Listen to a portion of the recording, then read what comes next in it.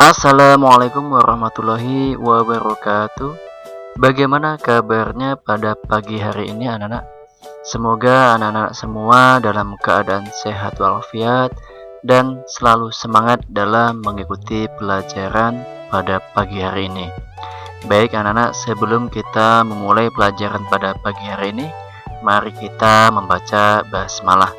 Bismillahirrahmanirrahim. Dan jangan lupa anak-anak selalu berdoa sebelum belajar. Oke anak-anak, hari ini kita akan belajar di tema 4, subtema 1, yaitu pelajaran bahasa Indonesia. Langsung saja kita akan bahas materi-materi yang akan kita pelajari pada pagi hari ini. Yang pertama kita akan belajar tentang mengulas isi buku sastra. Yang kedua yaitu menyebutkan tokoh-tokoh pada cerita, dan materi tentang memberikan pendapat terhadap perilaku tokoh, dan materi yang keempat adalah memberi pendapat tentang inti cerita. Langsung saja kita akan pelajari materi yang pertama, yaitu adalah mengulas isi buku sastra. Mengulas isi buku sastra halaman 5. Sastra adalah ekspresi pikiran dalam bahasa. Sebuah buku sastra biasanya berisi satu atau beberapa cerita. Mengulas isi buku sastra berarti menjelaskan satu persatu hal yang dibahas di dalam buku. Selain itu, mengulas isi buku juga berarti menilai atau memberi pendapat terhadap buku yang sudah dibaca. Hasil dari mengulas isi buku disebut ulasan. Nah, ada beberapa hal yang dapat diulas dari sebuah buku sastra. Di antaranya adalah yang pertama, data buku. Data buku ini bisa berisi tentang judul, penulis, penerbit, jumlah halaman, dan tahun buku diterbitkan. Yang kedua yang bisa diulas adalah tentang inti cerita yang terdapat di dalam buku. Yang ketiga adalah manfaat membaca buku tersebut. Yang keempat, kelebihan dan kekurangan dari buku. Nah, ini adalah cara untuk mengulas sebuah buku sastra. Yang selanjutnya adalah menyebutkan tokoh-tokoh pada cerita. Menyebutkan tokoh-tokoh pada cerita halaman 10. Salah satu unsur penting dalam sebuah cerita adalah tokoh. Tokoh adalah pelaku dalam sebuah cerita, misalnya hewan atau tumbuhan. Berdasarkan perannya, tokoh dalam cerita dibedakan menjadi dua, yaitu tokoh utama atau tokoh pembantu. Tokoh utama selalu hadir dalam setiap peristiwa dan menjadi penentu tema cerita. Sedangkan tokoh pembantu berperan untuk mendukung tokoh utama. Nah, perhatikan contoh cerita berikut. Lalang adalah seekor burung elang yang tinggal di sebuah hutan. Suatu hari, Lalang baru saja menempuh perjalanan jauh. Ketika tiba kembali di hutan, ia sangat terkejut karena melihat banyak pohon yang tumbang. Lalang bergegas mencari pohon tempat tinggalnya.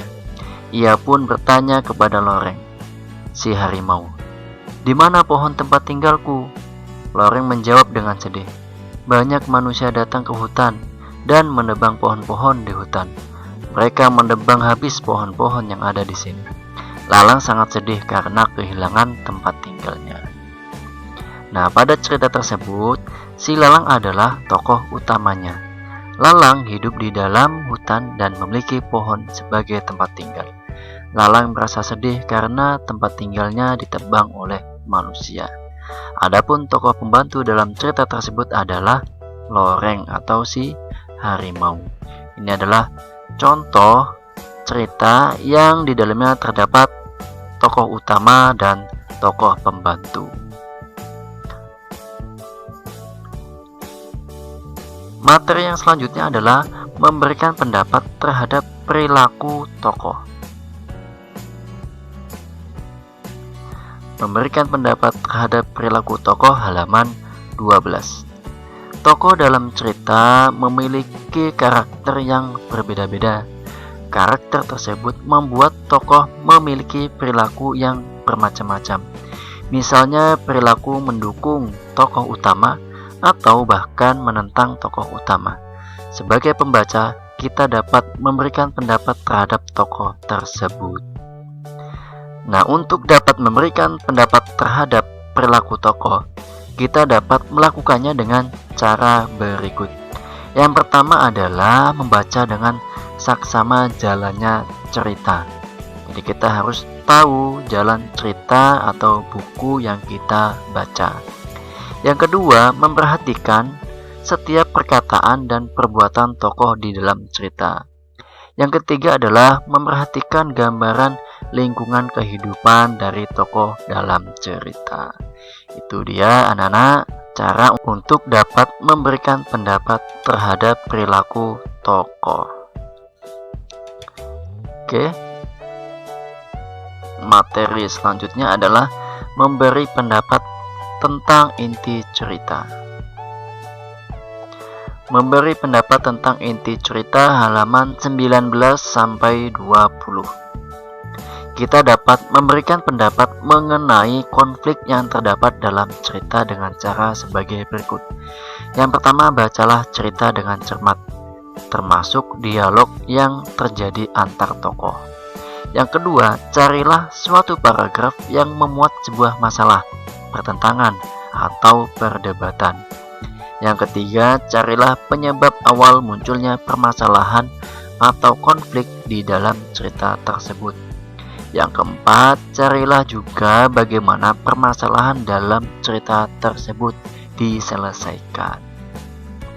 Jika sudah mengetahui serta dapat memberi pendapat terhadap perilaku tokoh dan konflik yang terdapat dalam cerita, kita dapat menentukan inti dari cerita tersebut.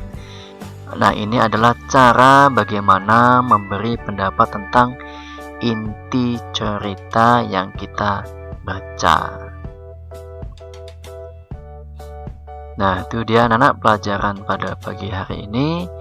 Semoga pelajaran pada pagi hari ini bermanfaat. Kurang lebihnya mohon maaf. Bapak akhiri, wassalamualaikum warahmatullahi wabarakatuh.